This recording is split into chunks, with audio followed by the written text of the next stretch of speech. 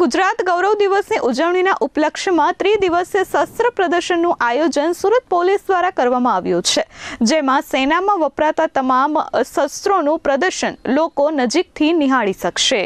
66માં ગુજરાત ગૌરવ દિવસની ઉજવણીના ઉપલક્ષ્યમાં સુરત શહેર પોલીસ દ્વારા તારીખ 1 મે સુધી અઠવાલાઇન્સના ઇન્ડોર સ્ટેડિયમ ખાતે આયોજિત શસ્ત્ર પ્રદર્શનને જિલ્લા કલેક્ટર ડોક્ટર સૌરભ પારધી અને પોલીસ કમિશનર અનુપમસિંહ ગેહલોતના હસ્તે ખુલ્લું મૂકવામાં આવ્યું છે। મહાનુભાવોએ શસ્ત્ર પ્રદર્શનમાં ઉપસ્થિત સુરક્ષા દળો દ્વારા વપરાતા અત્યાધુનિક શસ્ત્રોને નિહાળ્યા હતા। તારીખ 1 મે સુધી ચાલનારા ત્રિદિવસીય શસ્ત્ર પ્રદર્શન સમાજના પ્રત્યેક નાગરિકને જવાનોની કર્તવ્યનિષ્ઠા અને દેશ પ્રત્યેના સમર્પણની ભાવનાને ઉજાગર કરતા વિવિધ સ્ટોલ્સ નિહાળી શકશે।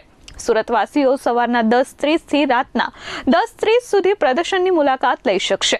આ શસ્ત્ર પ્રદર્શનમાં પોલીસની કામગીરીમાં ઉપયોગી એવા આધુનિક હથિયારો અને પોલીસ દ્વારા ટેકનોલોજીનો ઉપયોગ કરીને ગુનાઓ ઉકેલવા માટે કરવામાં આવતી કામગીરીને રજૂ કરતા સ્ટોલ્સ છે, જેમાં દેશની આંતરિક અને બાહ્ય સુરક્ષા માટે ખડે પગે નિસ્વાર્થ ભાવે કાર્યરત દેશની સુરક્ષા એજન્સીઓ, Chetak commando force, bomb detection and disposal squad, C team, LCB, SOG, cyber સુરક્ષા, SDRF, marine task force, ATS, BDDS, FSL, ટ્રાફિકના જવાનોની ટુકડીઓની સેવા અને કામગીરી દર્શાવવામાં આવી છે।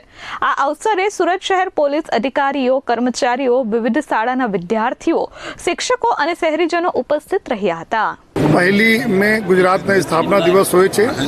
આ વખતે રાજ્ય લેવલના જે ફંક્શન છે સુરત શહેર ખાતે યોજવામાં આવી રહ્યા છે।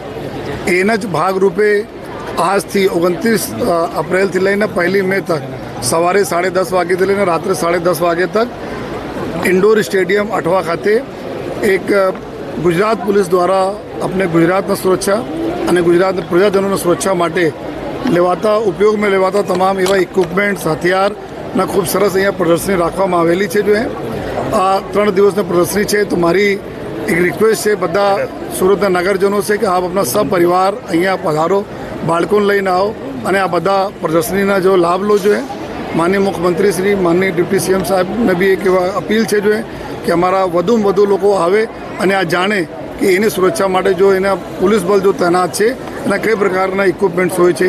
અહીંયા ચેતક કમાન્ડો જો આપણા એન્ટી ટેરર ફોર્સ છે જો આના ઇક્વિપમેન્ટ્સ છે। અહીંયા મરીન ટાસ્ક ફોર્સ જો 1600 કિલોમીટર તો વધુ આપણા દરિયાકાંઠા છે, અમારી કોસ્ટ લાઇન છે, એની સુરક્ષા માટે મરીન ટાસ્ક ફોર્સના જો વેપન્સ છે।